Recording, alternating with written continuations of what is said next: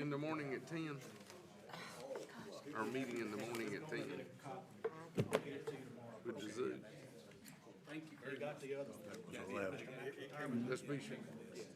When you changed the meeting to this Friday, it moved to 10 o'clock for me anyway. Okay. Is that right? He's got, because I still have 11. We got 11. So is your crowd gonna be here at 10? Anyway. that's what time they think We'll it is. we'll be here at 10. Yeah. We'll catch back up. It can come back anytime. And I would hate for it to come Yeah. worse than it is. Well, is that not what, did you send that text? We can get down there at 8:45. All right. Soon as Earl gets here, we'll get started. Good evening.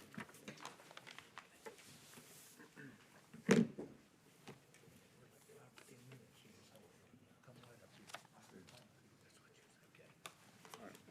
had 11. Good evening. Welcome to the Thursday, February 10th meeting of the Asheboro City Council. Welcome you all here, and promise that we will be expedient and try to move through this limited agenda as quickly as possible, but not overlooking any important details. If you would, at this moment, stand and join me in a moment of silent meditation. I invite you to pray in any manner that you are comfortable, and we will follow that with the Pledge of Allegiance.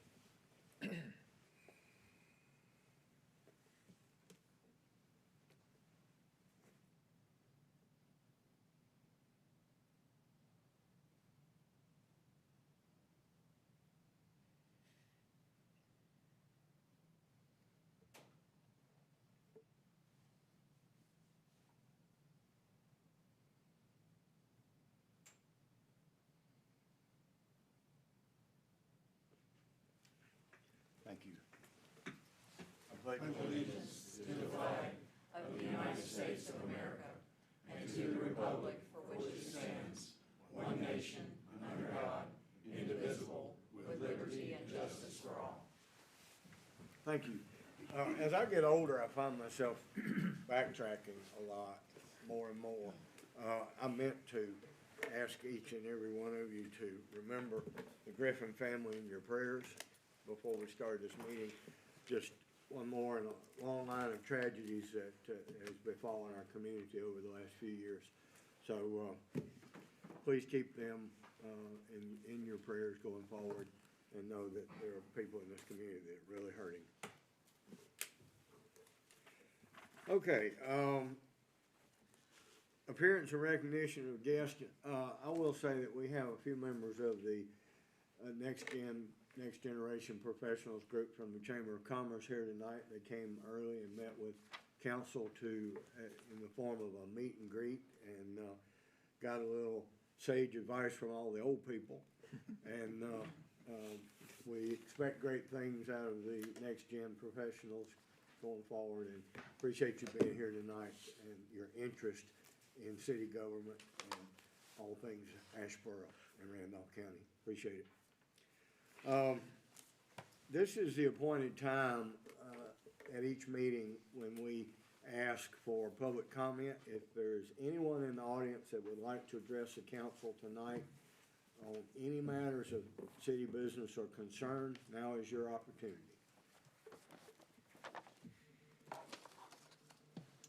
Hearing none, we will move on to the first item of business, and that is Mr. Steve Hackett, CPA with William R. Honeycutt firm. And Steve is our auditor, and he's going to give us our audit numbers for this past year, fiscal year 2021. Have you all got a copy of the financials? And also, I think you were given a 4-page handout, spreadsheets, which I hope will make it a little easier to follow along and give you some comparisons to prior year numbers. If I can find mine, I'll be doing good. Again, this year, the city has received an unmodified opinion, or as we call a clean opinion, on the financial statements for year ending June 30, 2021. This indicates that the financial statements are fairly presented in accordance with generally accepted accounting principles. You'll turn to page 21 in your financials, or you can look at the first page of the handout, which I have mine in the wrong order.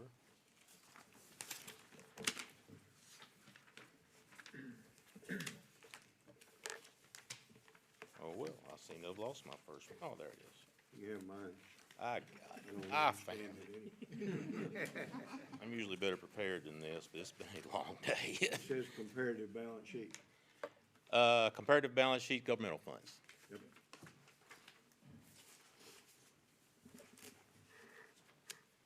The statement is an overall view of the financial position of the city's governmental funds at June 30, 2021.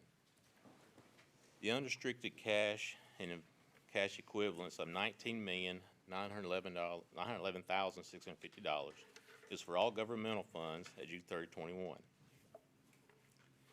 It increased $1,956,520, or 10.9% from last year. The restricted cash of $4,544,320 decreased $1,557,931, or 25.5% from last year. The majority of this decrease in restricted cash is because of the increase in the Zoo City Sportsplex expenditures in last year. The restricted cash consists of amounts restricted by grantors or contributors for specific projects or expenditures. Not this moment, but on page 33, there is a list of all the components of the restricted cash on the balance sheet. If you want to look at it at another time, or you can look at it now if you want to. Overall total cash for all governmental funds increased $398,589, or 1.6% from last year. The general funds portion of cash and cash equivalents, which includes restricted cash, increased $1,734,801, or 9.8%. Your taxes receivable of $139,103 decreased 13.06%. This is due to an increase in the levy last year and also an increase in the tax collections of 2.2% from the prior year. So that made your receivable go down just a little bit. Your accounts receivable of $179,961 decreased 6.15% from last year.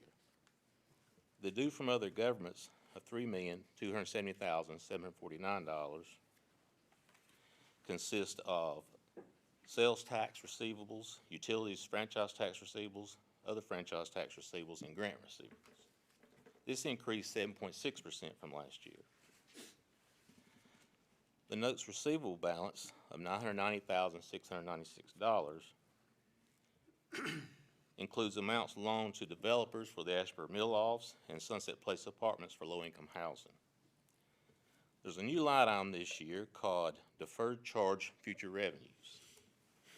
What this is you purchased the lease revenues last year for Hangar Inn at the airport.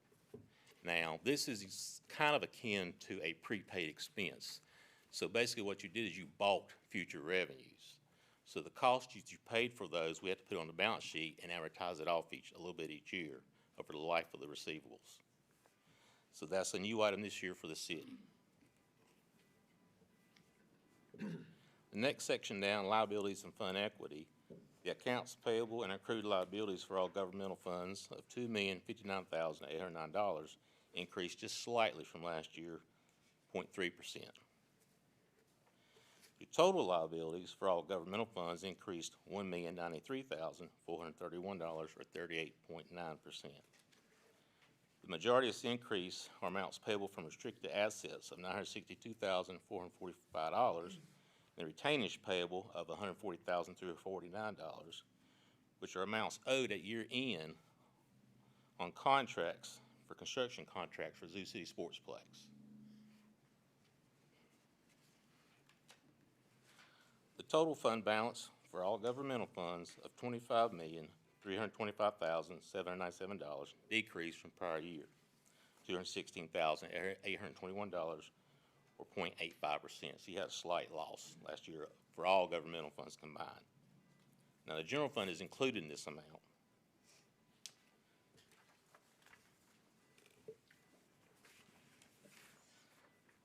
Now, on page 21, the first column, you'll see the general fund. At the bottom, it says total fund balances. The general fund balance of $21,516,140 had an increase for the year of $2,218,431, or 11.5%.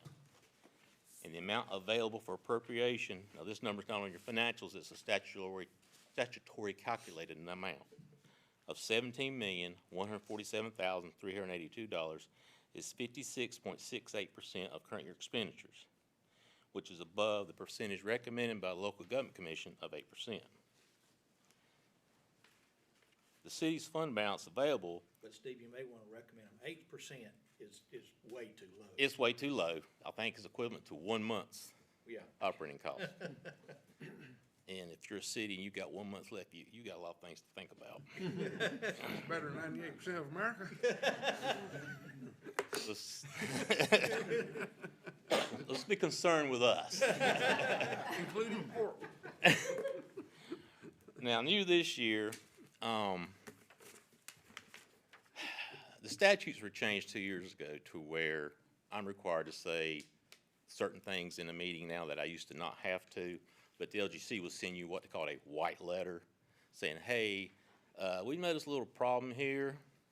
You might want to give us a reason or some things you think you're going to be able to do about this. In y'all's case, your fund balance available is above the minimum threshold for a unit your size of 25%. You have 56.6%. That's good. The average fund balance available for a unit your size is 46%. So you're still above the average and the minimum for units your size. This is something new I need to report to you because this is something that the Local Commission would have looked at before and took it upon themselves to send you a letter. Now, of course, to save cost, they tell us to do it. Make us the bad guy. But, you know, that's what you pay me to do. So I don't mind giving you good and bad information so you can learn something from it and understand, okay, wait a minute, we got to do something about this. But in your case, your fund balance available is good. Last year, your fund balance available was 44%. So see, you increased it 12% from last year. So you did a good job this past year of increasing that fund balance. Now, the increase of unrestricted cash caused this fund balance available to go up, which is what you need to have available for future appropriations, emergencies, things such as that. So you're sitting pretty good at June 30, 21 in the general fund. Now, on page 22 in the financials, where your spreadsheet called Statement of Revenues, Expenditures, and Change in Fund Balance Governmental Funds, you'll find the Statement of Revenues, Expenditures, and Change in Fund Balances. Total governmental revenues of $32,277,846 increased $1.1 million or 3.5% from last year. There was a 2.2% increase in ad valorem tax collections, as I mentioned earlier, and an increase in restricted revenues, which caused this slight increase in revenues as a whole. Your general fund revenues on page 22 of $32,072,856 increased $1.3 million or 4.3% from last year. Now, your total governmental fund expenditures of $33,398,067 increased $1.6 million or 5% from last year. And this is due to an increase in expenditures in capital outlay in the Zoo City Sportsplex Project Fund.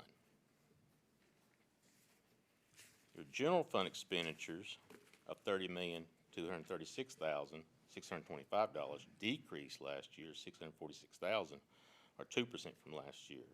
So you had a decrease in expenditures in general fund, an increase in revenues in the general fund, which created your increase in your fund balance. Kudos. On page 25 of the financials,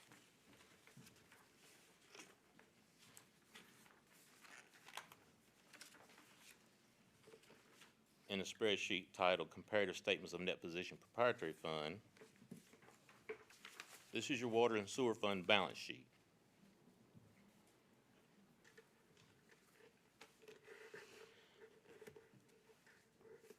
This statement is an overall view of the financial position of the city's water and sewer fund. Unrestricted cash and cash equivalents of $11,238,388 decreased a little over $65,000 or 0.5% from last year. Your accounts receivable only decreased, was increased from last year 4.8%, and this was due to some items being purchased right at the end of the year, so made your inventory go up. We got a new sewer back truck, and that's the meters, all the radio read meters for the council knows that, but the public. Okay. Your capital asset. But when the water tower blows up, you're glad you got all that. Yeah, well, the water tower did blow up, yeah, we're glad we had all that. I know there's some people ask me, well, we got a lot of inventory here. I'm like, I don't want to hear that because it's cash sitting on the shelf. But with the supply and demand issues we're having, you're probably going to be happy you've got that in the warehouse. It may not be enough. Who knows what delivery Who is? knows? Exactly. That's my It's point. across 2 states getting parts for that deal. Yep. Well, yeah, we went to South Carolina and Charlotte and all over to find the replacement valve for that blowout down at the water tank. Oh, yeah, I remember that. Yeah, we do too. Against the back truck and the street sweeper. The capital assets net of depreciation of $39,981,073 decreased, and this was due to depreciation on the capital assets being more than the assets purchased last year. Now, you'll see on the current liabilities, well, not on the current liabilities section, on the non-current liabilities section, you'll see the total OPEB liability of $6,042,381. And you'll see the net pension liability of $2,196,032. The first is your benefits that you provide your employees after they retire. This has been actuarially calculated, and given market conditions and other items, this has gone up this year from last year, as you see, 38%. The net pension liability went up 33%. This is the amount that you're expected to provide as retirement to your employees when they retire. And also, again, due to market conditions and investments by the state, your share of the state amount went up 33% this past year for the water and sewer fund.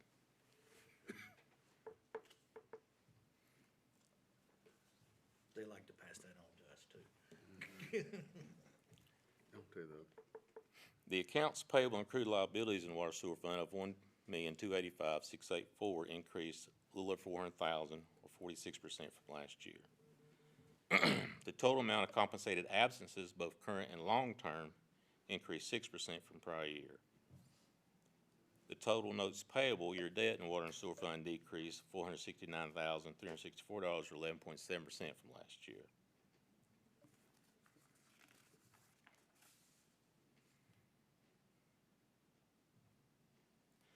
Total net position of the water and sewer fund at June 3rd, 2021 decreased $2,278,861 or from $46,763,150 prior year to $44,484,289 this year. Now on page 26, or the next page of the spreadsheet, which is entitled Statement of Revenues, Expenditures, and Changes in Net Position, Net Assets, Water and Sewer Fund. This is, I guess, what you would term the income statement for the Water and Sewer Fund. Total operating revenues of $12,424,438 increased a little over $150,000 last year, or 1.2%. The expenses of $14,848,953 increased a little over $400,000 or 2.89% from last year. The majority of this increase was in the wastewater maintenance and technical services departments, from increases in just overall operating cost and increases associated with cost of retirement and post-employment benefits. This created a net operating loss of $2,424,515. Here's another item that I have been asked to present that the state has done before. One way of looking at the sustainability of the water and sewer fund is to look at its net income or loss, which is the $2.4 million number. Take out depreciation and add back the principal on your debt service. When we do that this year, we get a loss of $812,509. Now, the state considers any amount below zero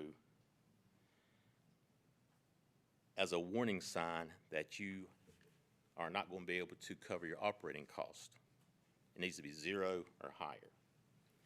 Last year, your number was 400-some thousand, so this year your loss increased for this purpose. This is what they have termed a financial performance indicator of concern, and I have to present this to you. As such, the city is required to submit within 60 days of today's date a response to the auditor's findings, recommendations, and fiscal matters to the local government commission. It must be signed by the majority of you, the council members, and must provide a detailed plan on how the city plans to address this concern. Now, as you all know, about the only thing you can do is either raise rates, reduce cost, or a combination to take care of this problem. And I've already talked to Ms. Reeves about this, and I will send her a link. She has to go on the LGC's website, do this concern response, and send it in through a portal. Technology, yay. Used to, we could just type stuff up and mail it in. Basically, they want us to do the work for them. Well, what you're saying is, there's $1.2 million swing between last year and this year? It was 400 plus and 800 in the hole on your. It was 400 in the hole last year. Oh, it's 400 in the hole. Yeah, so it's 400 bigger some swing. dollars, So it's a $1,000 400 swing, yeah. That makes more sense to me, because Yeah. the numbers are about flat. Yeah. Which is in and of itself an issue. We continue to Lose customers. We continue to lose our big customers, which means the homeowner is gonna have to carry more of the freight, which is what Steve's saying. Plus, if you look from 10 years ago, if you look at our top 10 users, and if you go to top 10 users today, the only three that are the same are the North Carolina Zoo, the city of Randleman, and the town of Seagrove. Mm-hmm. And then, Everybody else is completely different. and then we had the expense of getting the variable drives on the pumps, Right? which was a And we had to buy direct the vac truck. We cause went and ahead effect of this. So knowing we were gonna have to, we pulled a lot of expenses into last year, because remember the year before in the COVID year, not only have we lost our big customers, everybody else was shut down and we didn't sell much water. Mm-hmm. Is there any update on the timing of Franklinville and Ram Sewer? The mayor and I meet on that Monday with the town of Franklinville. We're trying to figure out, can we have another governmental customer? Which is a number of some consequence. Well, I don't know that it's this big a consequence, but it's. for the audience and the audience on the television up there, the city of Asheboro system is just like Lexington or Thomasville's or High Point's or Greensboro's. If you had a textile economy, your entire economy floated on those large industrial customers. Over time, as the economy changed, our large industrial customer base shrank. On top of that, in the 2004 and the 2007 droughts, large customers got a lot smarter about using water, and they continue to make energy inefficiencies in their system. So while we continue to make operational efficiencies too, like Mr. Moffett said, improve our pump capacity. If you ever notice, if there's ever a water break in our system, you never see us just let it run. We're lickety split out there. But the shrinkage of our customers, and we've got the same business pressures as every other business. The cost of inflation, the cost of fuel, the cost of chemicals. Chemicals jumped up a lot last year for a water and wastewater plant because they're petroleum-based, a lot of them. So the same impact that's happened on the global economy, you'll go home tonight and turn on the business news or see, and they're talking about the same things hit right here, including the fact that our labor, and I'm one of those, but our labor is more expensive. And I've told the city council this in other prior meetings, that this is about my fourth time going through this, when there's a labor shortage in local government specialties, particularly like in the water fund would be plant operators, lab technicians. We're already short of those, and then our skilled people, a lot of times they're recruited to go to Greensboro, High Point, or somewhere else. And doesn't count on the general fund side, which is the police and the fire department, they're always, so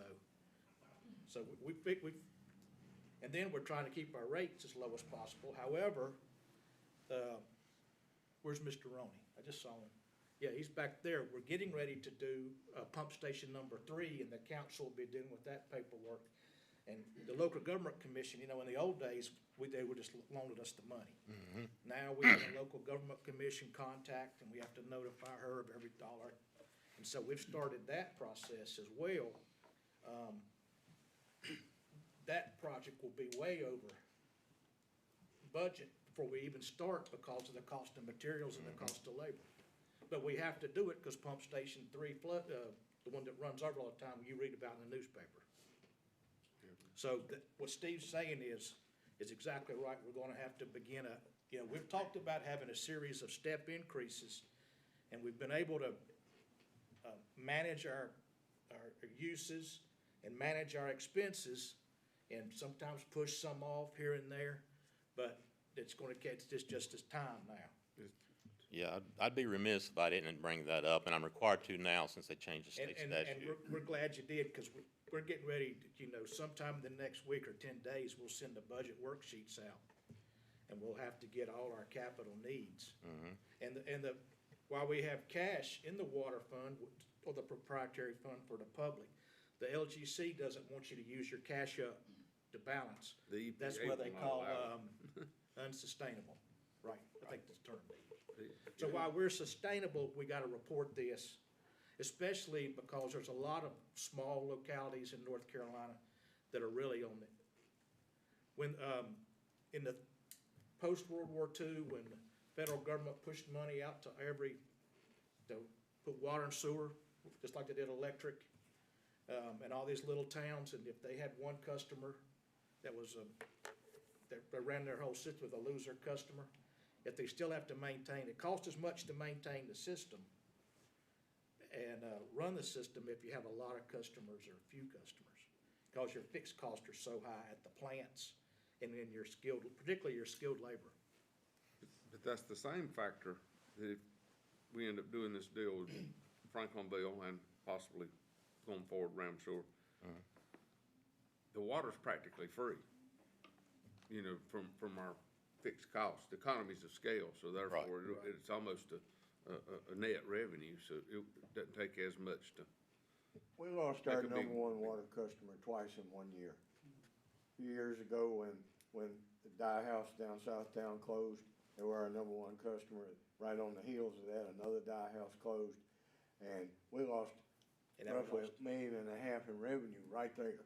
2 number one customers in 1 year. And I don't think 50,000 residents will replace that.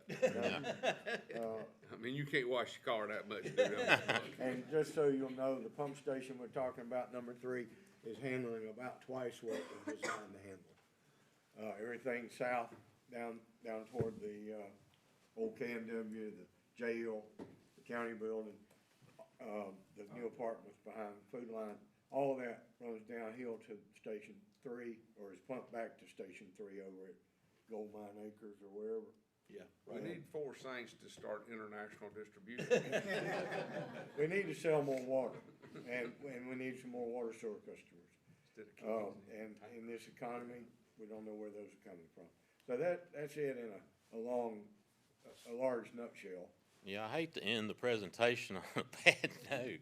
Well, But- we're aware, and we're aware of what our system is, and that's why we moved a lot of cost into this year. Now, we'll see how it is.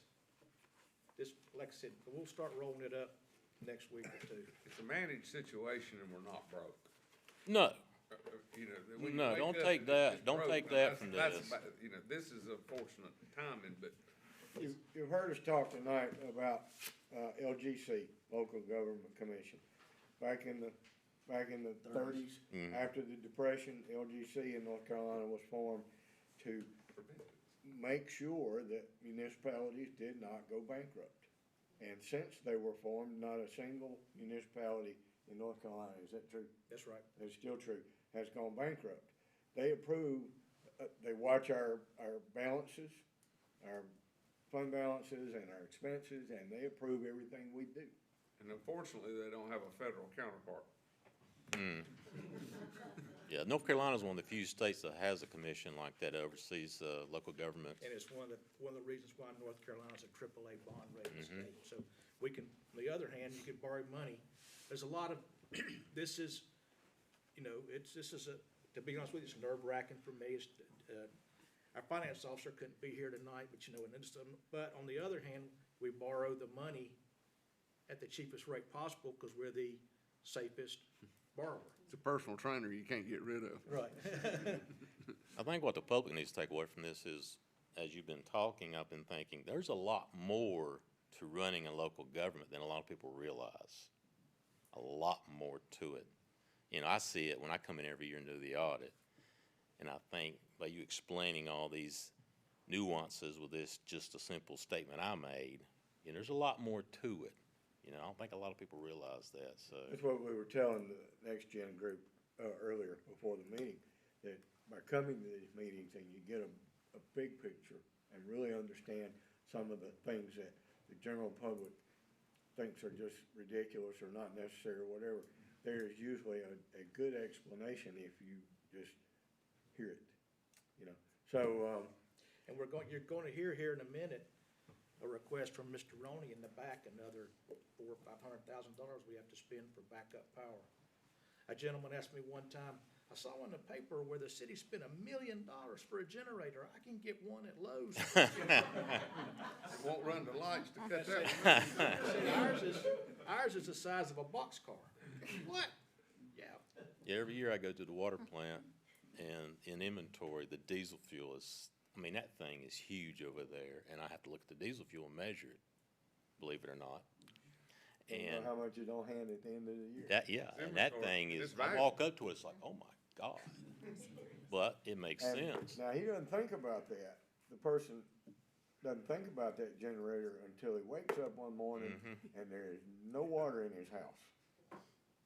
So those generators run the processing plant, and we have backup generators on all of our pump stations. We got one sitting out there, those of you that drive over the mountain over there, one sitting on the side of the road out there that pumps water to the top of the mountain. Some of these repairs we've had in here, and I hope Michael can confirm this, that I refer to them as generational repairs. Some of those roofs that we've had to install, Yeah. they do have extended life. But we have plenty of those repairs all the time. Oh, too, yeah. But they were huge. And the $2 million for the 2 digester covers.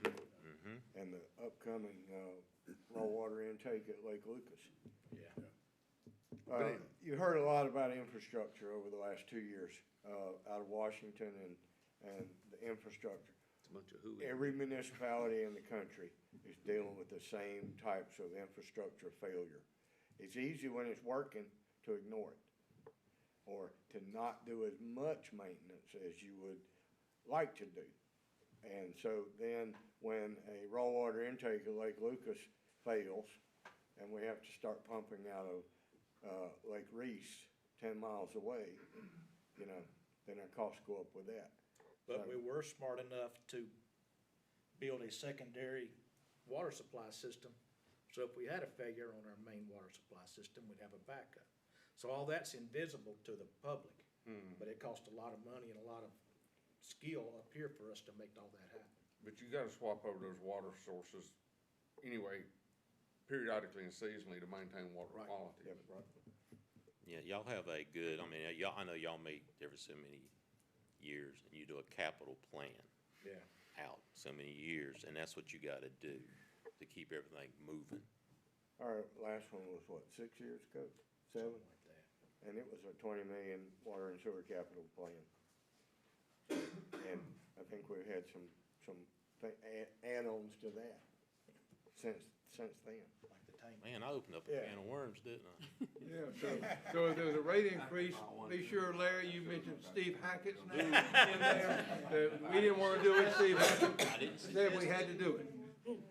Well, he gave us a series of options. Any questions for, Mr. Hackett? Thank you very much. Once again, we will thank you. Steve does a great job, been working with us now, how long? Oh, man, 26 years. Yeah, you can't retire. I hate to tell you. I'm shooting for 3 years. But to end on a happy note, if you look at these comparative statements, and you look at the fund balance, the cash balance, and the expenditures, I think our assets and cash have grown, and we have improved in our quality of life development, so we've been paying cash for things.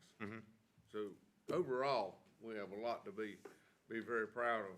Oh, yeah. How John administered the timing of these programs. Well, it's a big team. It's a big team. I'm just lucky enough to be the captain. Thank you, sir. Appreciate it. Thank you. Thank you, Steve. Thank you. Steve. I did,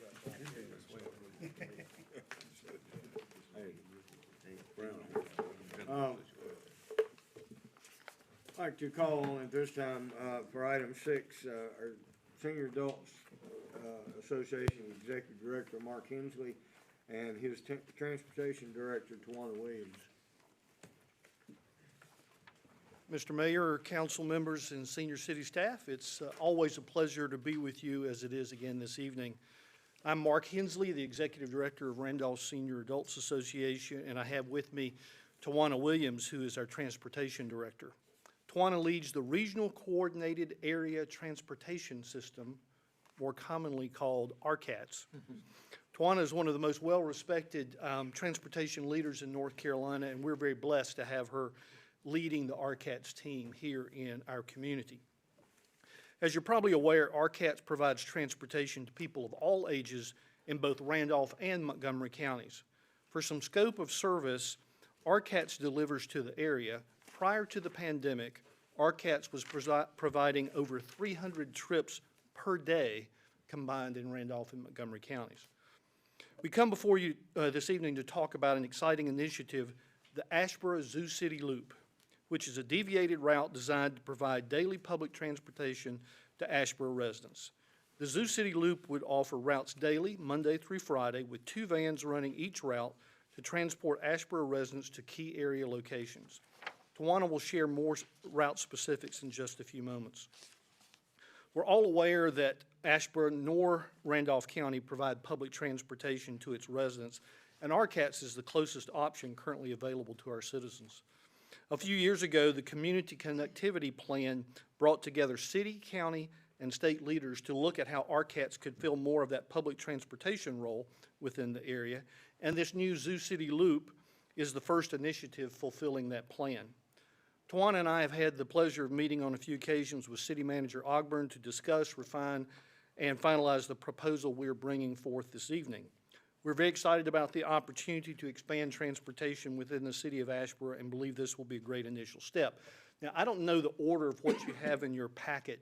Do you have these logos?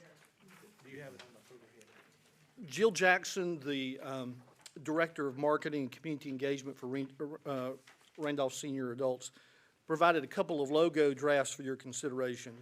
These logos incorporate the same bright, vibrant colors included in both the City of Asheboro and the North Carolina Zoo logos. While these are just draft logos and the city is certainly welcome to create something different, we wanted to provide you with drafts and hope that you could visualize 2 vans with bright, colorful graphics transporting residents all over the city multiple times per day. At this time, I'd like to ask Tawana to walk you through the route details as presented in your council packet. Tawana? Good evening. Good evening. Thank you for the opportunity to present what would possibly be called the Asheboro Zoo City Loop. This deviated route will travel through the city of Asheboro and have a total of 20 stops, 11 residential and 9 commercial, with RCATS being the hub. There will be 2 loops going simultaneously, the red loop going southbound and the blue route going northbound. There will be 8 loops, with the first loop beginning at 7 a.m. and the last loop ending at 7 p.m. It is called a deviated route because a rider that is not able to make it to the designated stop can call 24 hours in advance and request a pickup within a quarter-of-a-mile radius. As you see listed, the southbound route will begin at the RCATS hub, then go to the Farmers Market, Wayman Apartments, then Park Place Apartments, Caspin Homes, The Summit, Asheboro Public Library, Asheboro Recreation Center, Randolph Hospital, then head up to Arlington Square Apartments, Forest Ridge Apartments, Summer Run Apartments, the Park and Ride, the Northgate Commons, and then cut over to Forest Street Apartments, Coleridge Apartments, Randolph Mall, then the YMCA, Walmart, and then RCC. So included in our presentation is the expense projection, graphics, and bus stop signs. The first year expense is $320,000,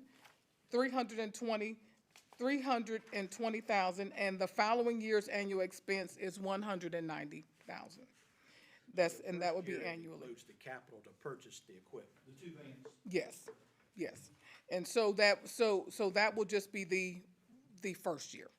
As a note, I'm not sure of the time frame that you would like to begin this loop, but I have been made aware that, of course, as we know, we're dealing with COVID, that there are delays in the production of vehicles.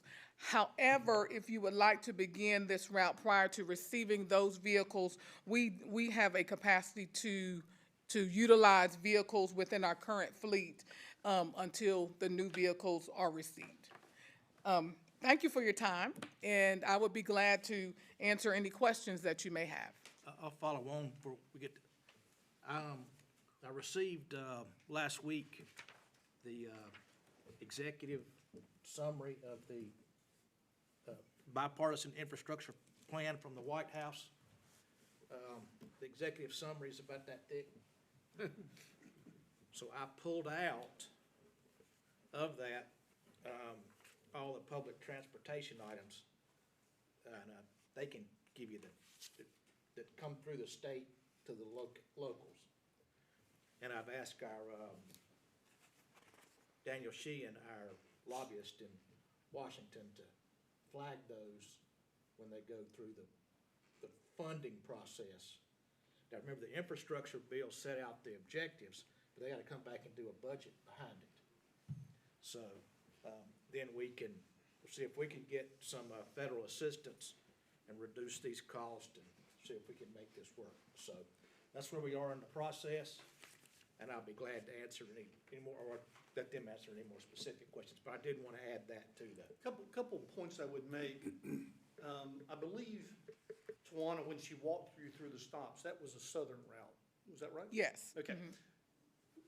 If you heard that, as she went through those 20 stops, the last one was RCC.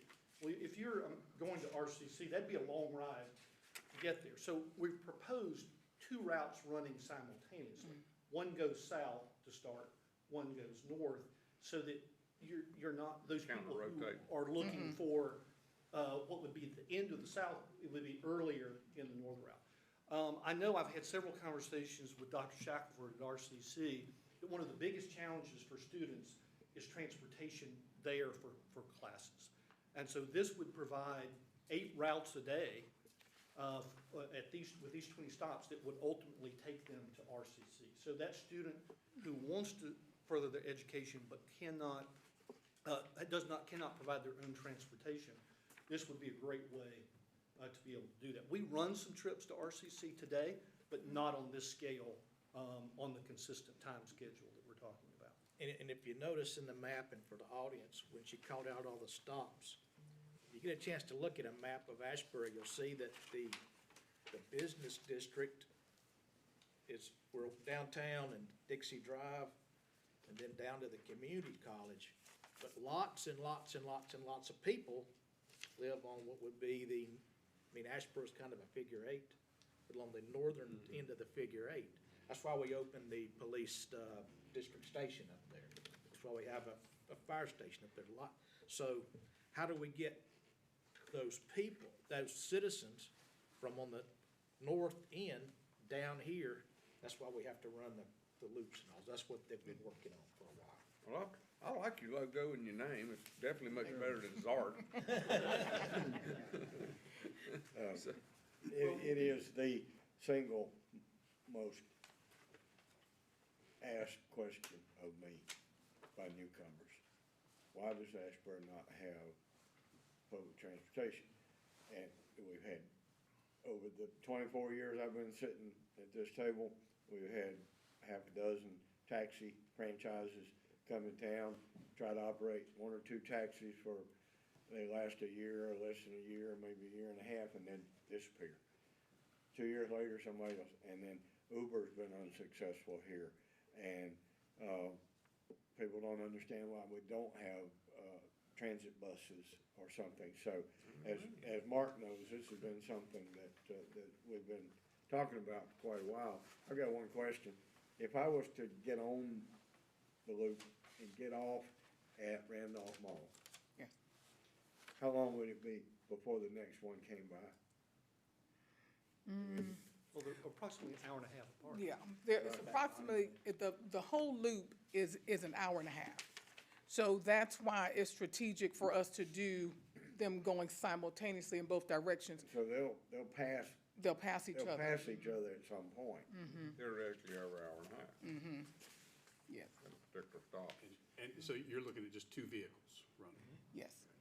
And thankfully, in utilizing the RCAT's fleet, if perhaps one vehicle has to be down for maintenance or if something goes wrong, then because we are required to have a certain spare ratio, then I could pull one of those vehicles in to cover the route while it's being made. And that's one of the reasons in smaller font, you have RCAT's listed on that logo, because it allows us to then utilize the RCAT's fleet if we need to, and keeps us in good standing with Department of Transportation when we need those efforts.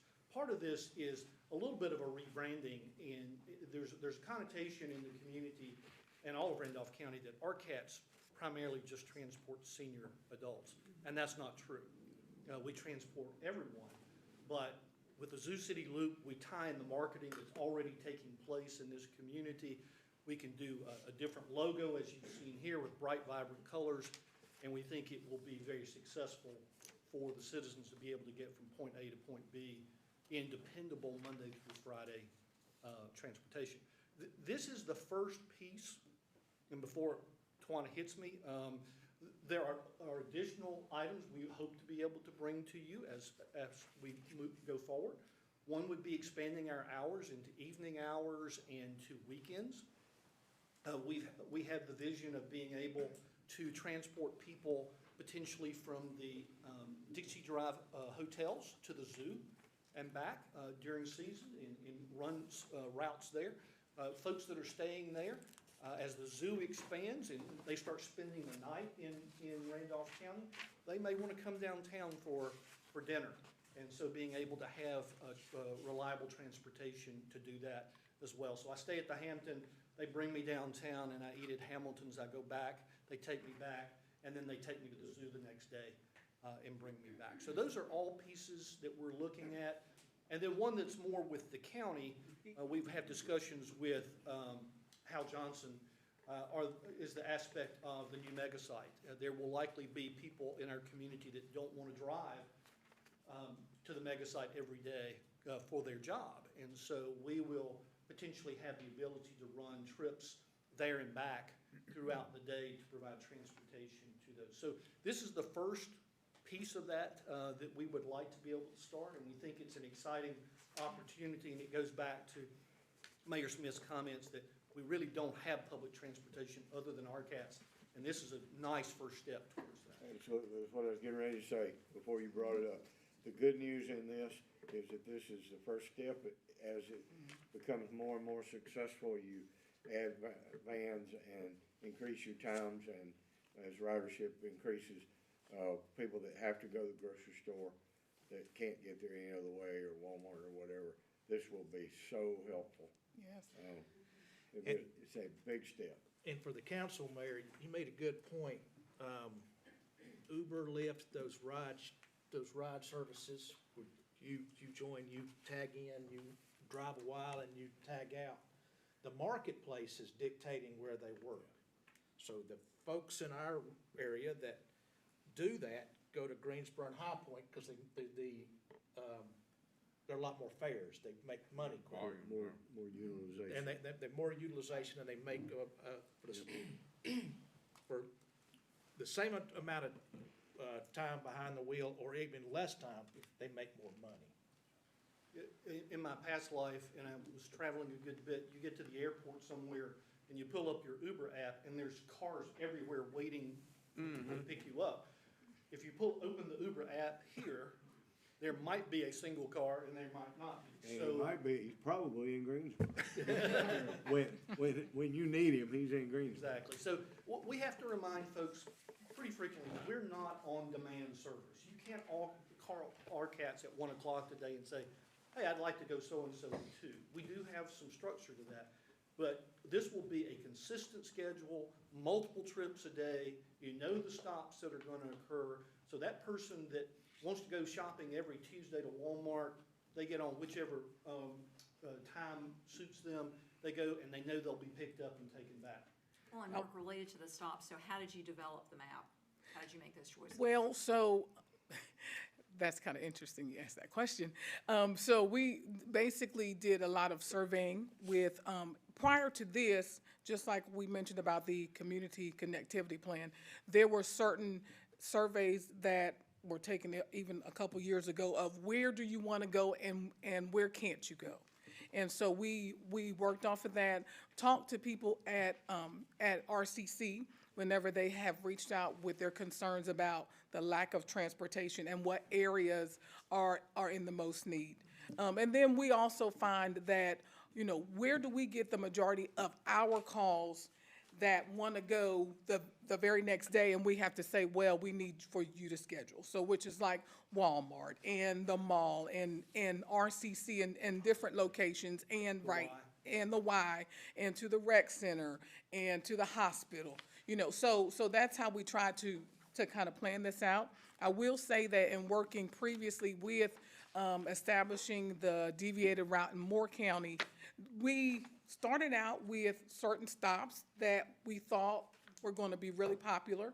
And then as you go through several months, you realize, well, I may not have as many getting on at this stop, but I have more getting on at this location. And so that's when you're able to make those adjustments. But we did want to hit as many residential areas. And so that northern top of the figure 8, there's a number of stops because there's a number of apartment complexes. High density area, high density residential. Exactly. Yes, because if we don't have people to get on, then we don't have anybody to get off and go to these commercial locations, so. But everything Tawana did, when we're routing our environmental services equipment, and we're trying to divide our service response up for our police department and our fire department, and we're pushing the snow like we have the last 3 Sundays in a row. We're the same, we got the weirdest city limits in North Carolina, the same issues apply. How do you get, on that one little neck, we're only 500 feet wide between the 2 mountains, Okie Mountain and Bunker's Knob. So it's just, so this is, I said, it's a living process once you start it. Yes. But we're very excited about it and hope you will be as well. As are we. Thank you. Appreciate you working on this and getting it put together. It'll be a big item for quality of life in Asheboro. Thank you. I would like to close with one thing, and just to thank the city for being such a good partner on another very exciting topic, which is next door, the Church Street lofts. I think there's a lot of hammering and banging about to really take place. And there are going to be 50 seniors or 50 senior couples moving into our community. If you haven't heard, we will reopen the Sky Bridge that connects the 2 buildings. People will be able to come across the Sky Bridge, take the new passenger elevator that the developer will install in our building, come down to the first floor. They'll be able to come in and participate in senior activities, or come out the back door and go down to their parking space in the corner lot where the two houses were. It'll be the only senior opportunity in the Southeast where a senior can leave their residence and be involved in senior activities and never step foot outside. So it's a wonderful opportunity, and we really appreciate the city's partnership, and I think the developer's gonna do a fantastic job, so, We're real excited about it. thank you. Thank you. Thank y'all. Thank you.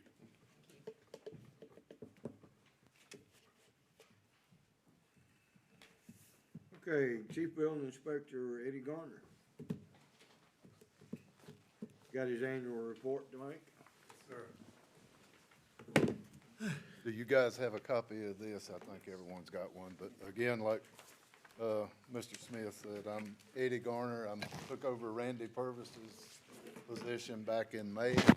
I think his last day was the end of May of 2020.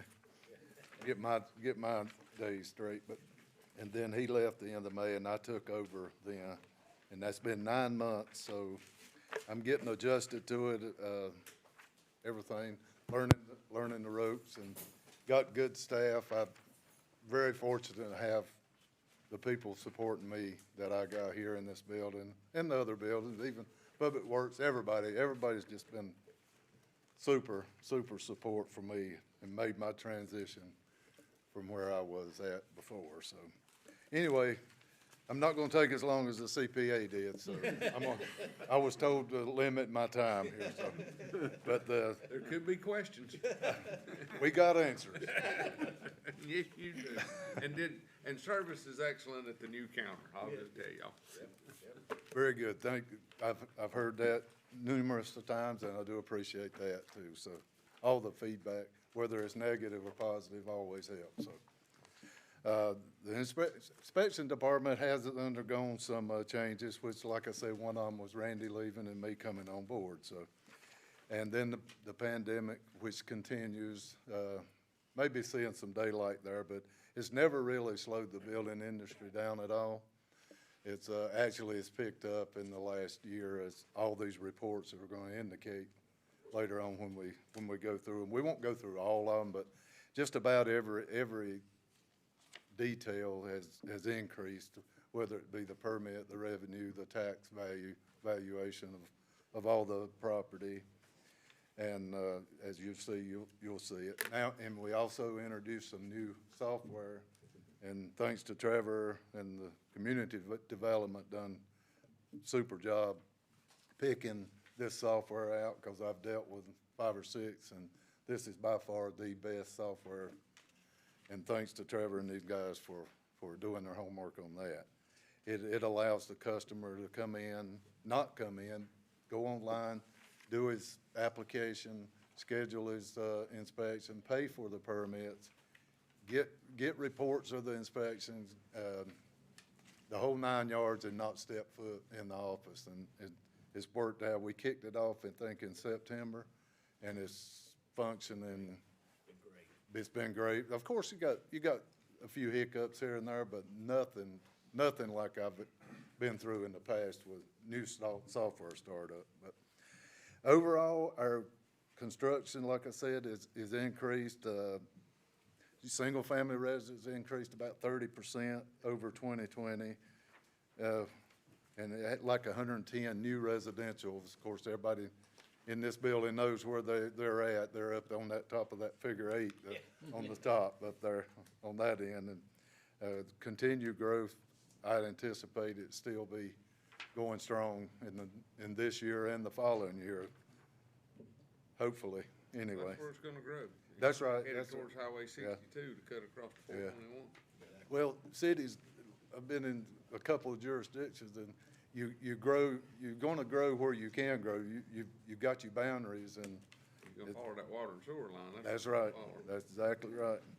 But there were a total of, like I said, there was 110 new residential permits, and then 50 residential alteration permits through January and December. And bringing in a lot of tax revenue, I think it was like $47 million $61 million for total buildings such as residential and commercial. But even the residential tax valuation is, 47 million is a pretty good jump from previous years. And, Well, and Eddie, since you're on that page, can I ask a question? What happened in August? I'm seeing 22,833,000 under that first column. that very well probably could have been, when developments open, it takes them a long time to get it. Like Mr. Ogburn was saying, the utilities have to get put in, and it kind of bogs down. But when they first open a development, or such as Robin's Nest, that's when they all come in at one time. So basically you'll see that jump like that, and that indicates a new development has opened up. Those track builders will pull 40 permits at one time. They do, and they pull permits at one time, and they want you there when the, At one time. and we do, I start to say we do, but I do my very best to get there, being I am the building inspector for Asheboro. So I have got good help. Jimmy Cagle, he's multitasker. He does the building maintenance, and he helps out when I'm on vacation or something like that, which don't do much out of the vacation thing yet, but I look forward to some days maybe enjoying some Maybe you'll time. be here long enough to earn some vacation. That's right, that's right.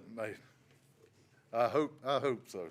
But like I said, the commercial residential permit valuation, you can see by the year, starts at 2016, how it fluctuates. Some years are good, some years are bad, but that just depends on the market plus the new developments opening up. And Now, Eddie, for our new council folks, if you'd have been here in 08, 09, 010, you'd Yeah. have heard this. It would have been through with the presentation. yeah, we went through the very same thing, and that was a tough market then. And but the number of permits for dwellings on that page, you got January through December. You see how it fluctuates there. Same thing in June. You get a lot of single-family permits all at one time. Mechanical, electrical permits, they kind of vary as doing change-out, heat pumps, change-outs, but everything has increased over the years, and it good sign that it's going to continue to increase too. So, one little thing: the new dwelling units constructed during the previous 10 years, single-family dwellings, townhomes, and duplex dwellings, kind of the same thing with there. In 2011, it started out with 81. There in 2012. In 2012, I think, where I was at in Southern Pines, that was our coming out of the recession boost, I think, and maybe the same thing here. We had come out of that recession, and it started picking back up. So, but then again, in 2021, we're back up to 110, so new dwelling units. So it just fluctuates with the market, but mostly you'll see the numbers fluctuate because of the new sites opening up. It takes them, it takes 6 months to a year to get a development, all the utilities in and things like that. So, just hitting the high spots here. Permit valuations, like I said, the new construction was $45 million. And total valuation was $57 million that comes in to be taxed for the county. One thing I was trying to find my page here was, and I'll find it in a second.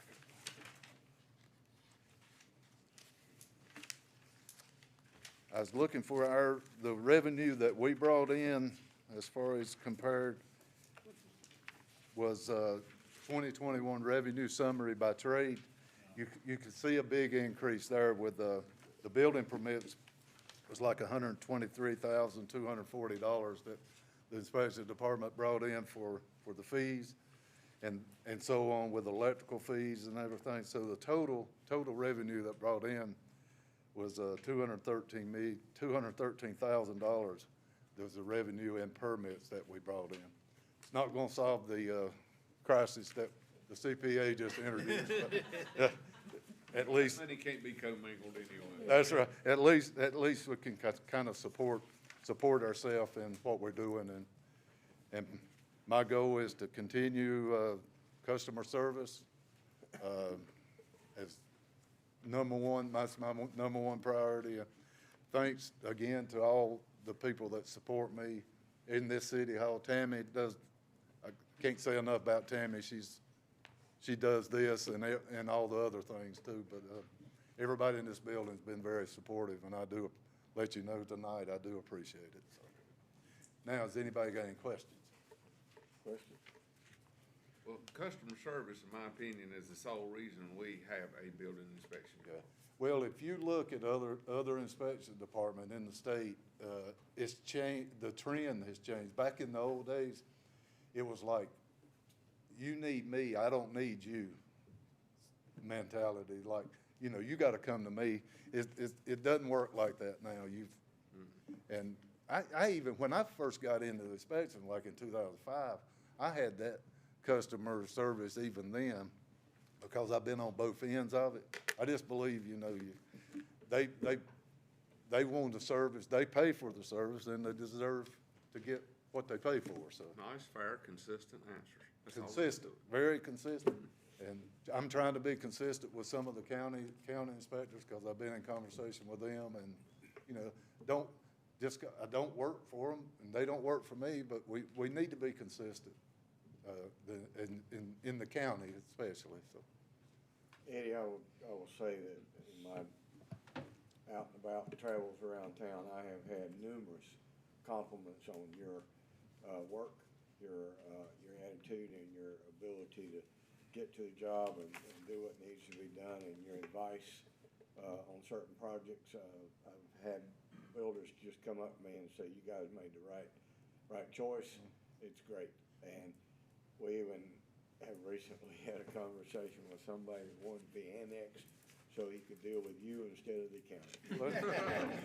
That's That was encouraging. That was his whole reason. We said, "Why you want to be annexed?" And he said, "So I can deal with the local Asheboro building inspector and not the county." Very good. Myself, many years ago, I recommend it. Well, that brings me to the next one. Now I could ask for a raise then. You have another year like 57. You know, that last page, people, if you look at the valuation, that's doubled. Yeah. Doubled from last year and way more than the last 10 years. Yeah. Your side of the budget don't have an issue. Yeah. So, you're doing a good job. Thank you. Well, I appreciate it. Thank you guys, and thanks a lot. Thank you. Thank you.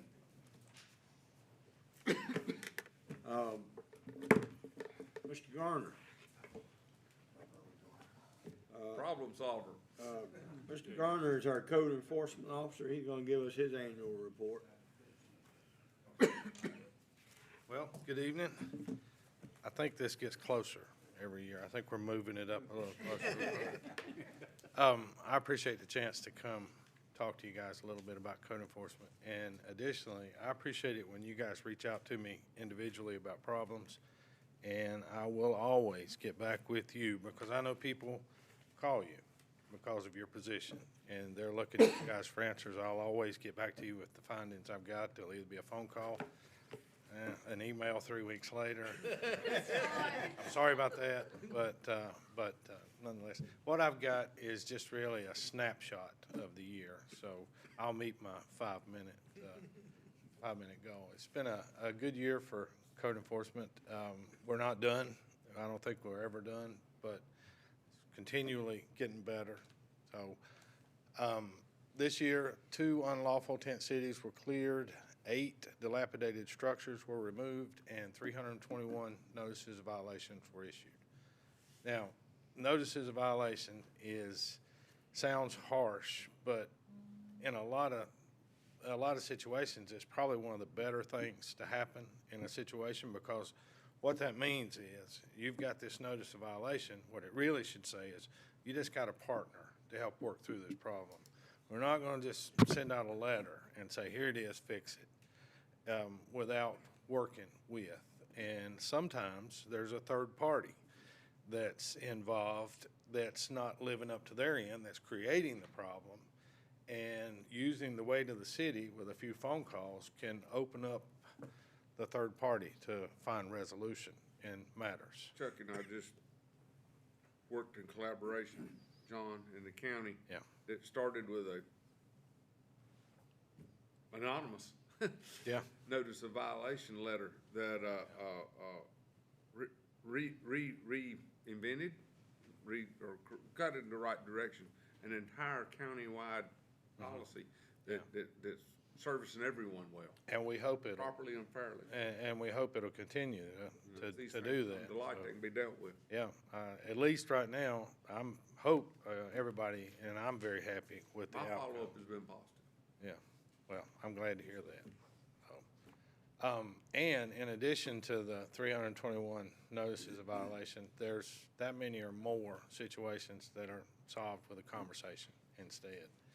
And I'll just going to use one example, and then I'll move on. But there is, without naming names, there's a restaurant in a downtown area, and it was brought up that it was beginning to look a little weathered. And I went and I had a conversation with property owners, and in a week's time, paint was stripped, it was repainted, and that was just a few minutes of a conversation with them about it. And so, that is I'm an education officer as much as a code enforcement officer, I think.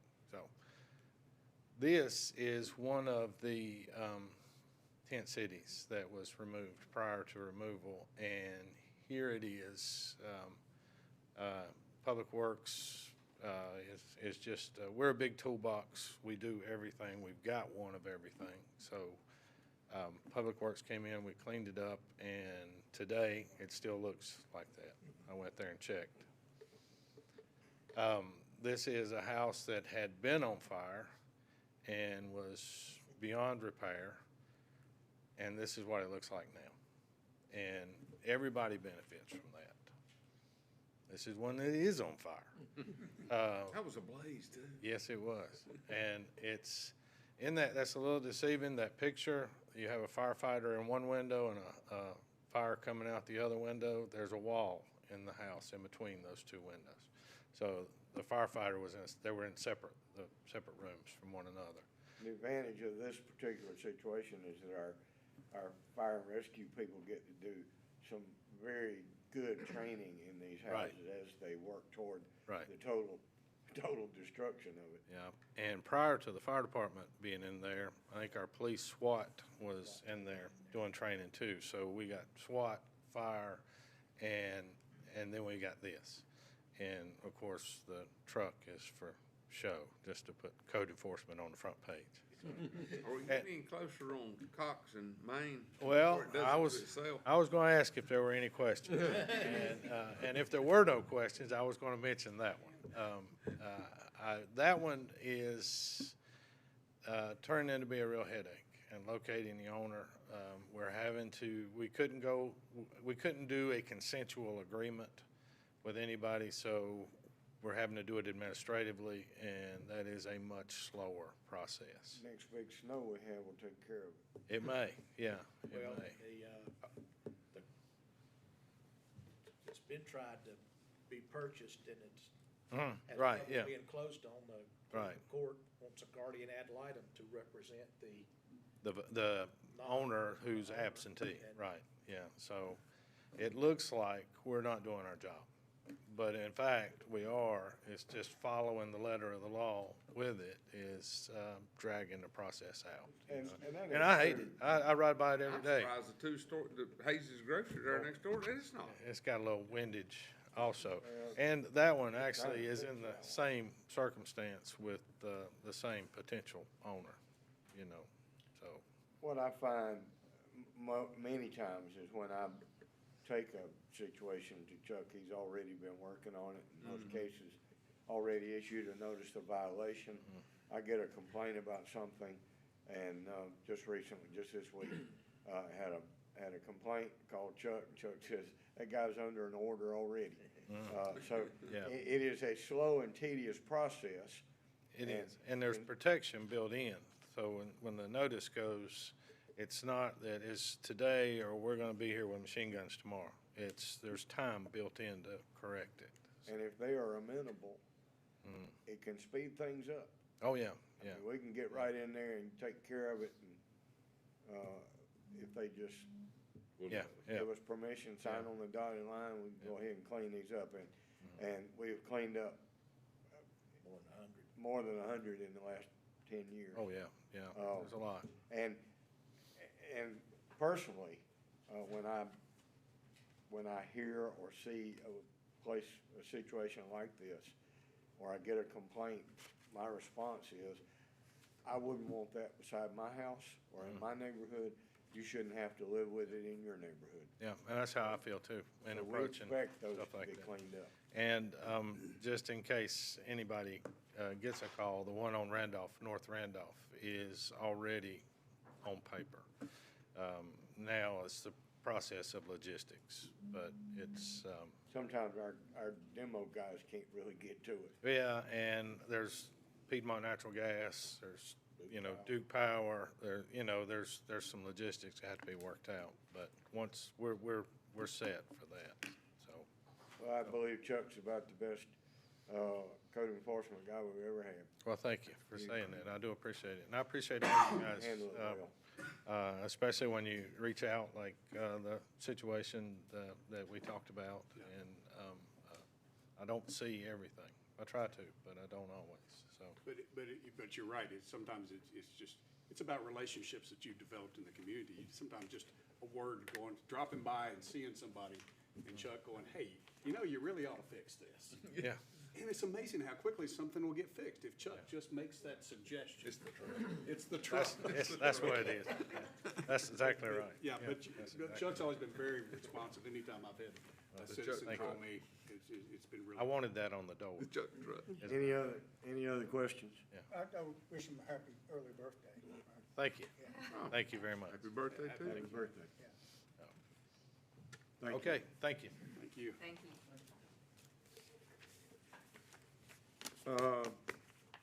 Council, you have in front of you, the consent agenda. Is there any item on the consent agenda that you would like to remove for individual discussion? Hearing none, I will entertain a motion to approve the consent agenda. Mayor, I move we approve the consent agenda as presented. I have a motion by Mr. Burks. May I have a second? Second. Second, Ms. Heaton. Discussion, all in favor say aye. Aye. All opposed, motion carries, thank you. Mr. Null, item 10, case RZ 22-01, legislative hearing, which I will open now, on a zoning map amendment application seeking to apply conditional zoning, specifically the B2 CZ zoning district for property at 1558 and 1590 Zoo Parkway. Thank you, Mayor. This is a request filed from Jamie Crumley and signed by the property owner to take this property from a general B2 commercial zoning district to a B2 conditional zoning commercial district, specifically to allow manufacturing, processing, and assembly use and retail, shopper, and convenience goods use as well. We're looking at, there's actually 2 pins. This is a error on the slides. There's actually 2 pins as referenced in your staff report on this request. We're looking at 3.24 acres of currently undeveloped property. Before I go any further, I'll say that this item has been properly advertised and notice mailed to adjoining owners as required by state law. Looking at the zoning in the area, the subject parcels, those 2 parcels are outlined in blue on the map, and you can see this is in an area on Zoo Parkway where that red existing commercial zoning begins to transition into yellow, which is our medium-density residential area. So this is kind of on the border between where that transition occurs. Just move in a little closer, you can see the two parcels that are part of this application are identified as A1 and A2. I'll note that parcel to the south is also owned by the same owner as these subject parcels. To the west, you can see the Oliver Rubber property. That is an existing industrial zoning district. Again, red to the north, denoting some existing commercial zoning along Zoo Parkway, and even have some, of course, the convenience store to the south at Ridge, and southeast, some other existing commercial districts.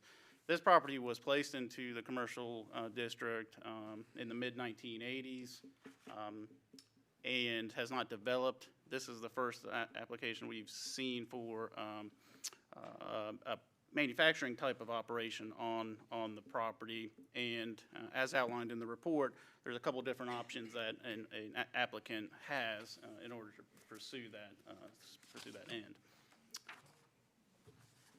On the screen here is the topographic map for the area. You can see we have existing water and sewer infrastructure in Zoo Parkway. There is a stream on the property, as you can see on the site plan that I passed out to you.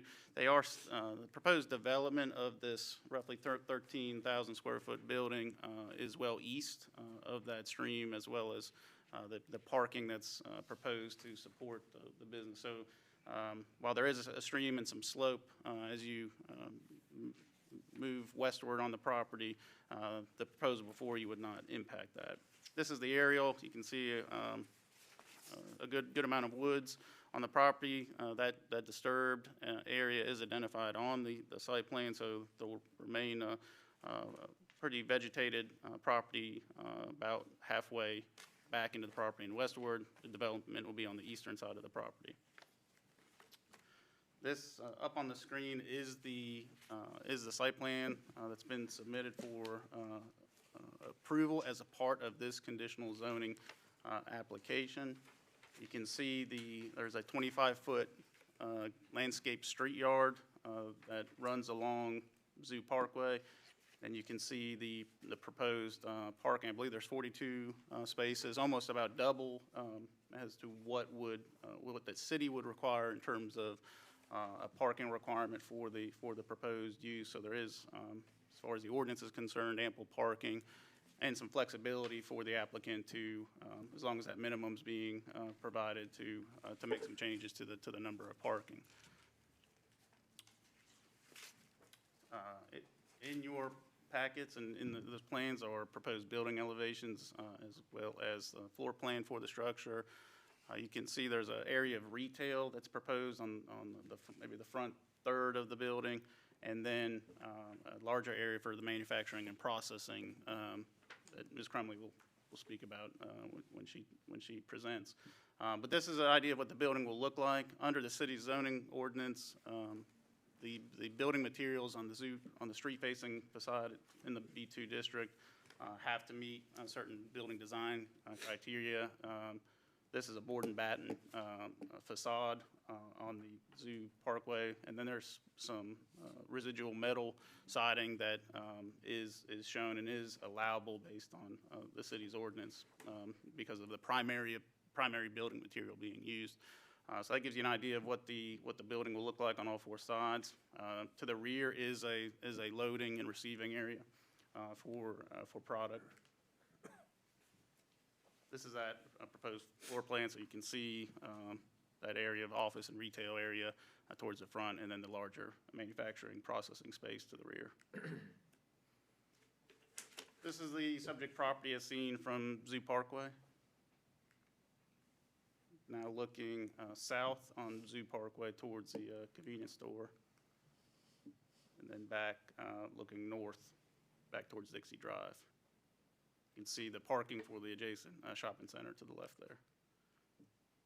Another view further south, again looking south. This property is within the city limits. It is eligible to receive all city services. NCDOT is the maintenance entity on Zoo Parkway.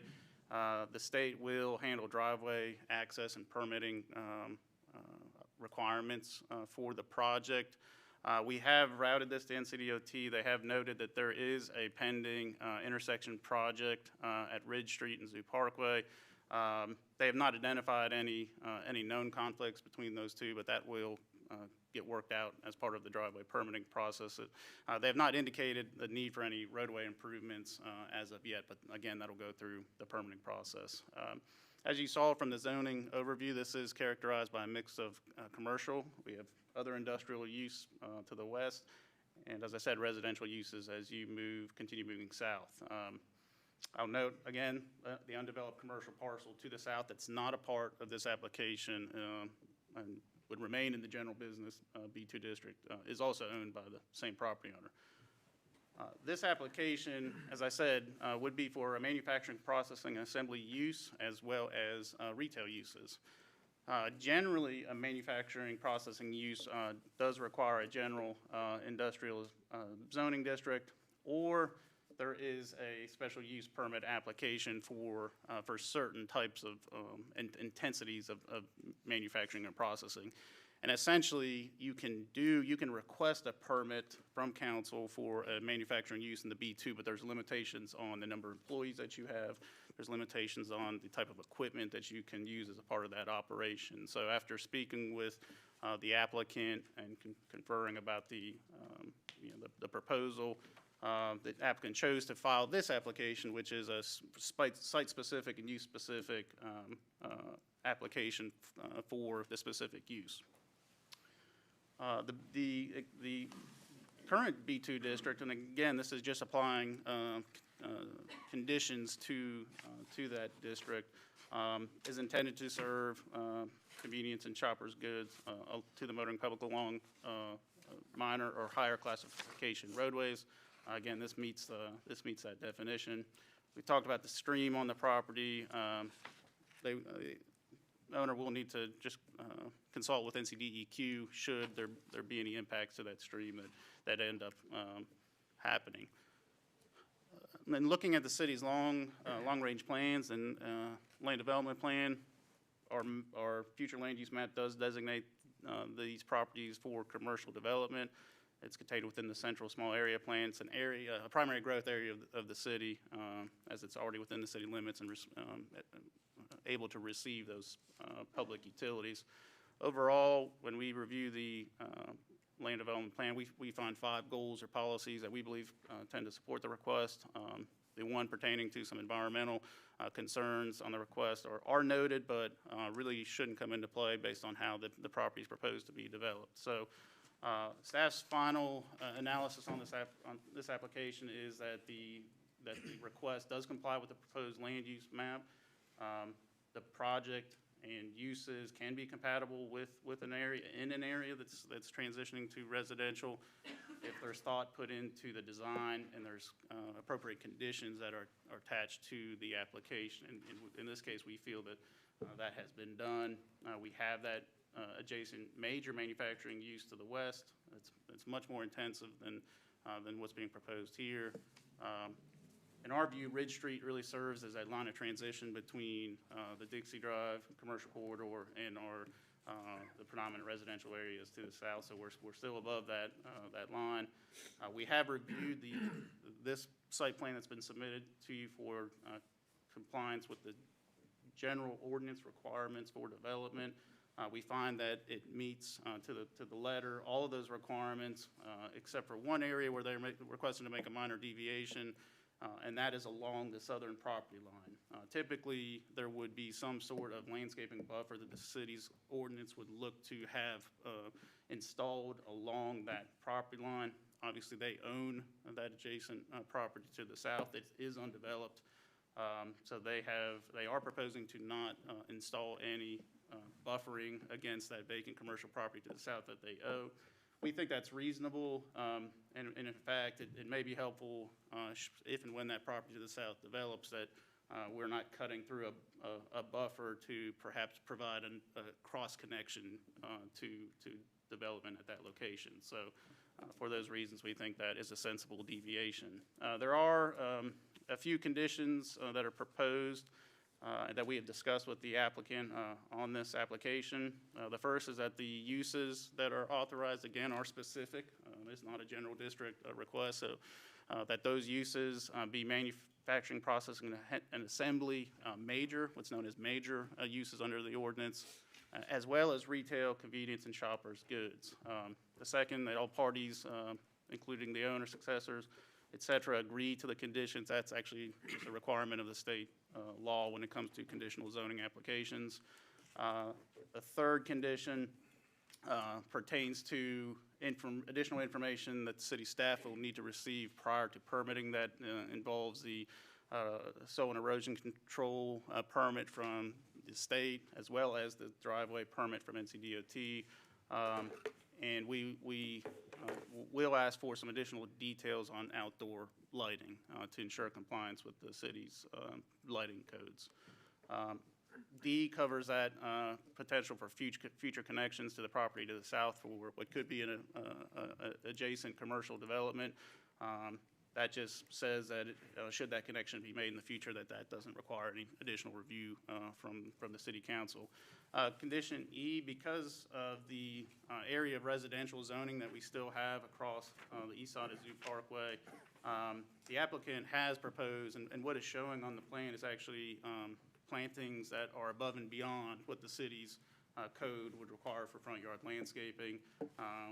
We think that's a sensible plan based on the possibility of residential development to occur there on the east side of the roadway. So that's a condition that does cover that what's shown is what will be planted. There is no outdoor storage that's proposed as a part of this project. That's sometimes comes later, but we do want to make it clear if there is outdoor storage in the future, the city has provisions, screening provisions for any type of outdoor storage of materials that would have to happen.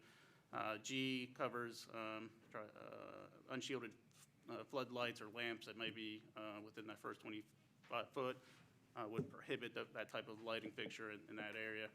We've also discussed with Ms. Crumley the hours of operation for her or any other commercial use of the property, and that would be from 7 a.m. to midnight daily. So, you know, a general zoning district doesn't limit hours of operations.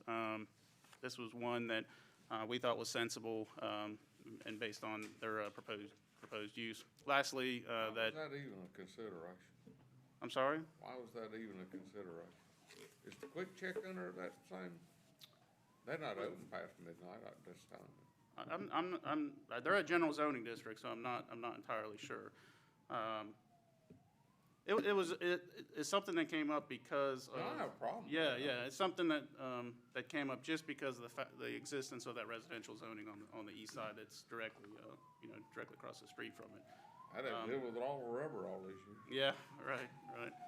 So, but that was something that we did talk with Ms. Crumley about her expectations for the operation, and she can speak to that, but did not feel that would be a hindrance to the operation. Lastly, that the memorandum of land use restriction be, as presented by the city, be signed and put in the public registry to put future owners on notice of these conditions. So with all that being said, this does come to you with a positive recommendation from both staff and the planning board.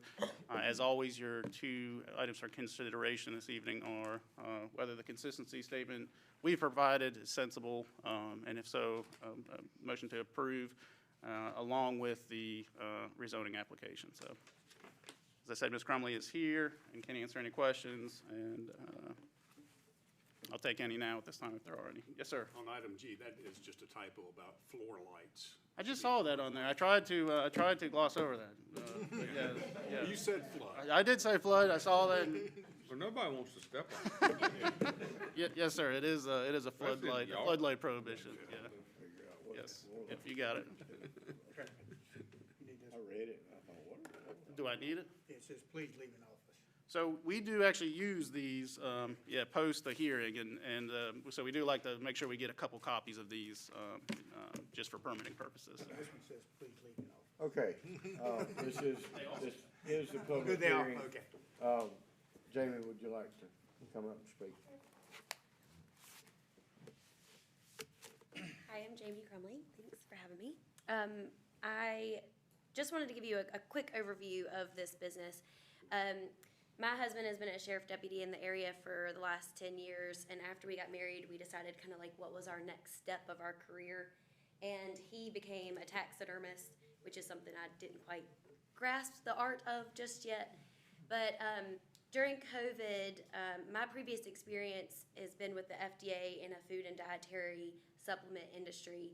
And during COVID, it became very apparent that we had a meat shortage going on, and there were some significant supply chain issues in our meat industry. And it got me really interested in that piece of the industry. So part of what we created this past fall was a upscale deer processing facility that supported the taxidermy business as well. And we were blown away with the number of customers that we had. We serviced over 800 people in 60 days, and it just became a very, very noticeable thing that this was something that our community was wanting. And everyone that came in was like, oh, well, do you sell meat? Can you do other things? And it really spearheaded the idea of creating a local butcher and local meat processor to be able to service directly right there to the people, locally grown products. So the retail space that we want to do would feel like a little mini Bass Pro Shop. So I don't know if you have been in a Cabela's or Bass Pro Shop. So a little mini version of that with butcher counters, local cheeses, local artisan foods created. And we hope by being on Zoo Parkway that we can help attract individuals going and coming from the zoo to give them a little piece of a local flavor right there as they come through the area. So even though it's a chunk of it is manufacturing, because back in the back where you're actually processing and cutting up steaks and packaging and all of that is deemed manufacturing and processing, the front retail piece will feel more like a very unique shopping experience for those in the community. So that's what we would like to put in this space. We currently operate out of 7,500 square feet, and within the first 6 months, we've already outgrown that space and are needing more. So we're really excited to put down roots even more so in Asheboro and start building our family business here. So. Go ahead, Clark. You okay with the conditions as proposed by the city staff? We have to put that on the record. That's, Yes, and just the question, I mean, we don't operate past it anyway, but I think it was a show of good faith to the residential neighbors that we want to be a good neighbor for them, so. so is that yes? Yes. Agree with all the conditions. Are there any questions of Jamie? All right, this is public hearing. Is there anyone else in the room that would like to address the council on this matter? Come on up, sir.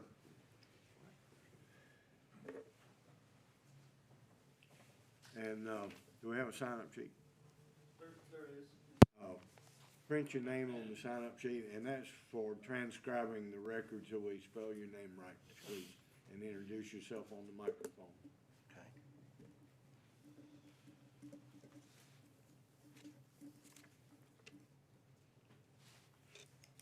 My name is George Perpeglia. My wife owns the beauty shop on 1629 Zoo Parkway, Right across the street. across the street. Okay. Yep. And I'm a little curious about some of the meat processing part of it. Is that all going to be like contained inside that structure that they're talking about in the building? Not going to be stuff outside and things like that, correct? Our health and sanitation codes and our zoning restrictions would not allow that to take place outside. Okay. I'll let our, Yeah, look at the plan up on the screen now, there is no area identified on here for outdoor storage of any kind. Okay. That is a condition that we have placed on this, so that if that does seem to be an issue in the future, there's a process by which that could be done, but it does involve some screening and things of. There's certainly not any Right, so as it processing or stands activity. currently, there is no outdoor storage proposed. I'm not against anything they're trying to do.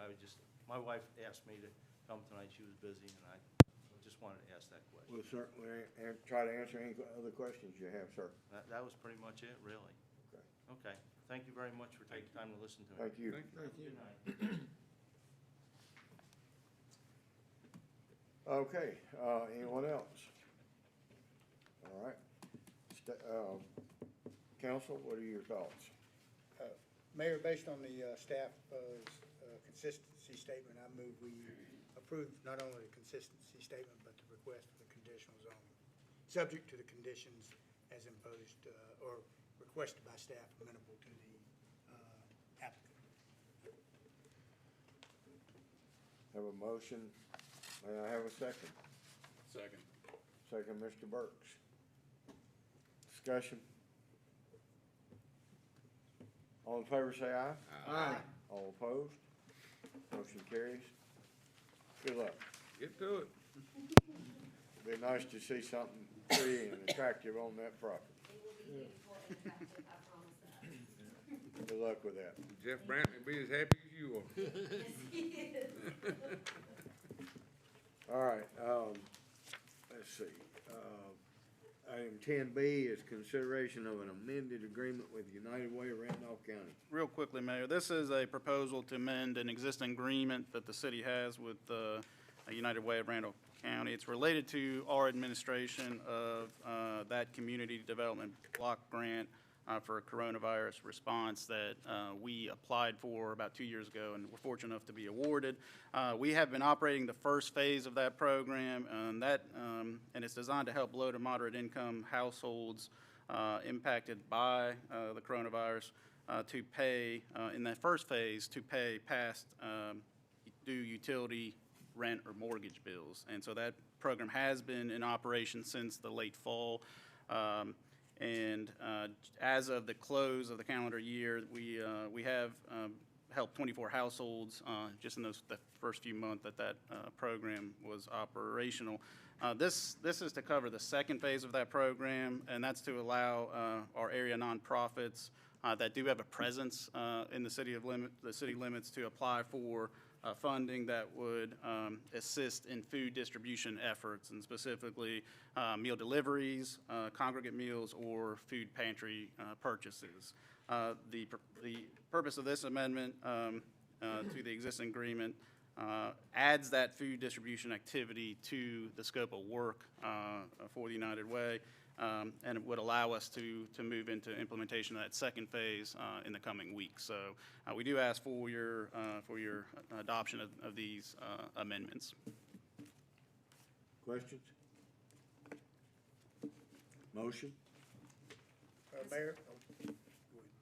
Mr. Mayor, I approve that, I make a motion that we approve the amended agreement with the United Way of Randolph County to assist in the administration of the CDBG-CV program as presented. Have a motion by Ms. Heath. Do I have a second? Second. Second, Mr. Swears. Discussion? All in favor, say aye. Aye. All opposed? Motion carries. Thank you. Thank you, sir. Mr. Leonard, no, Mr. Roney. Good evening.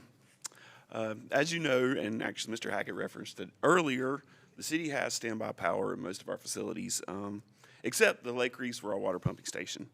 The generators were installed, when he referenced earlier, at the water treatment plant and Lake Lucas in the 2005-2006 timeframe. And per the capital improvement plan you referenced earlier, that was adopted in 2015. And it funded the generator project I'm getting ready to request to be funded for fiscal year 2016-17, but that was just a plan. We're getting there now. So we have this project budgeted this year. It is $1 million budget. Sturgill Engineer is our project engineer, and they recommended we procure the equipment through, before we do the construction services, just to know with supply chain and issues getting equipment, we didn't know what time frame we would have. So the idea was, let's get the equipment on hand, and then we can worry about getting the work done. So with that, they suggested we look at cooperative purchasing agreements. I found Sourcewell. Believe it or not, the city has been a member of Sourcewell since 2013. It's a cooperative purchasing agreement that is open to any local government, free of charge. Their site actually had 2 manufacturers of generators listed, so I contacted both, sent them our specifications, got 2 quotes back. Caterpillar, Carolina Cat, was the low proposal. Their proposal includes a 600 kilowatt generator with the transfer switch and the transformer, all things we're going to need for this project. Enclosure and everything? Enclosed, yes.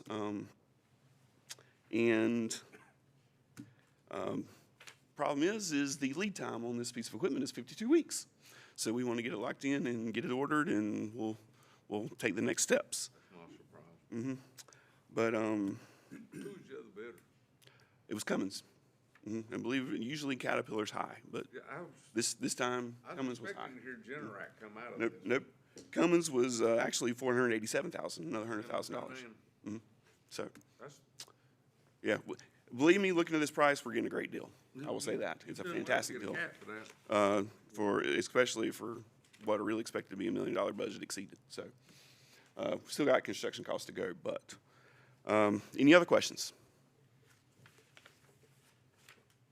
Now, that demonstrates, Mayor and Council, the length of what it takes to get the service. And then it won't show up for a little while on our budget. And what do we spend that for again? 'Cause 10, 15 years ago, they had these in a rental fleet, and you could have got one Exactly. Well, 3 or 4 weeks. there was actually one off the shelf ready to go, but I can't buy it that way, so I could have gotten it for less than 200. But that's Until they our bidding just laws. purchase. That's our bidding laws, so. Right. So again, so this is, now, the other thing you should know is, we're serviced here in Asheboro by Duke Power and Duke Energy Progress and Randolph Electric, but Lake Reese is on Davidson Electric. And So we'll pump the national grid, we'll pump the power.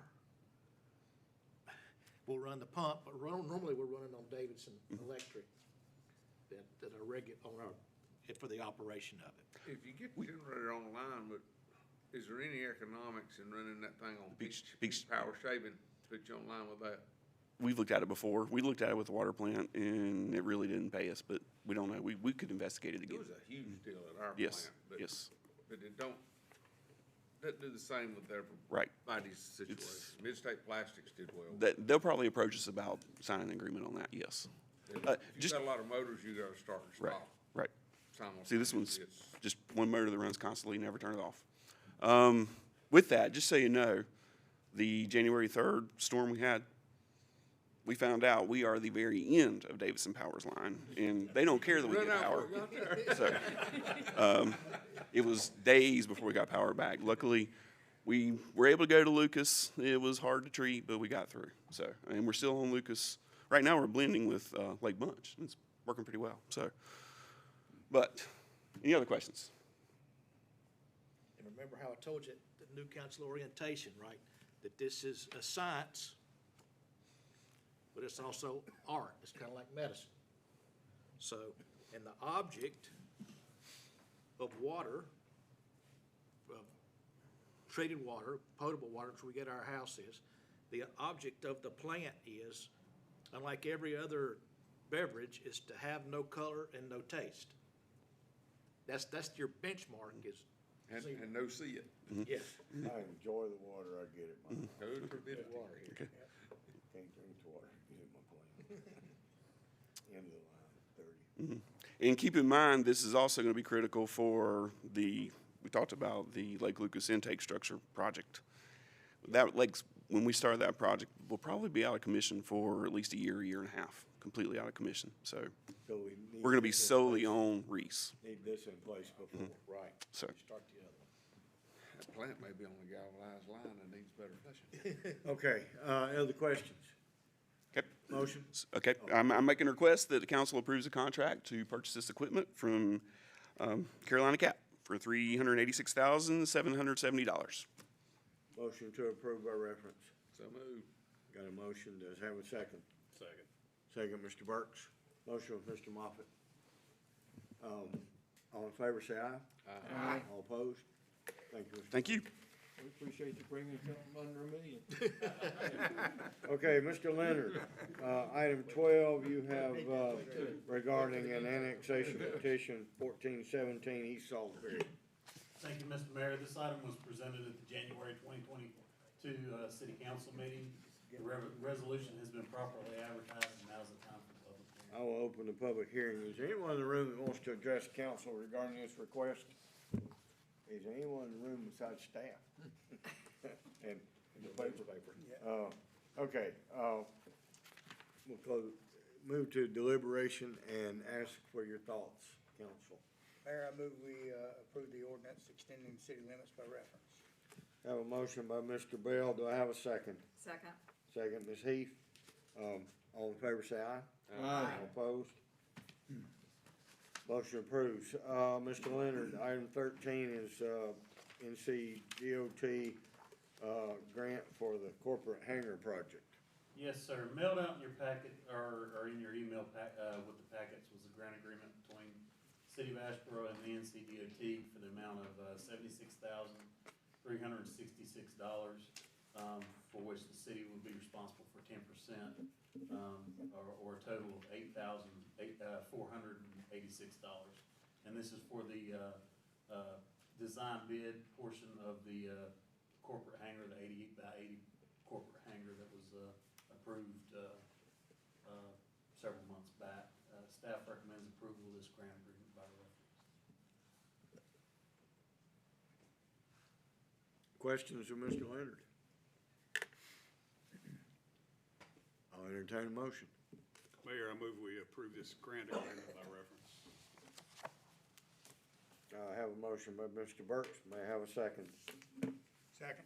Second, Mr. Bell. Discussion? All in favor, say aye. Aye. All opposed? Motion carries. Okay, we need to go into a closed session. Someone have a motion to make? Mayor, I allow us move to that do we now, I move that we now hold a closed session to discuss with our attorney a matter within the attorney-client privilege. Have a motion to enter closed session. May I have a second? Second. Mr. Bell? All in favor, say aye. Aye. All opposed? Motion approved. We will be in closed session for a few minutes.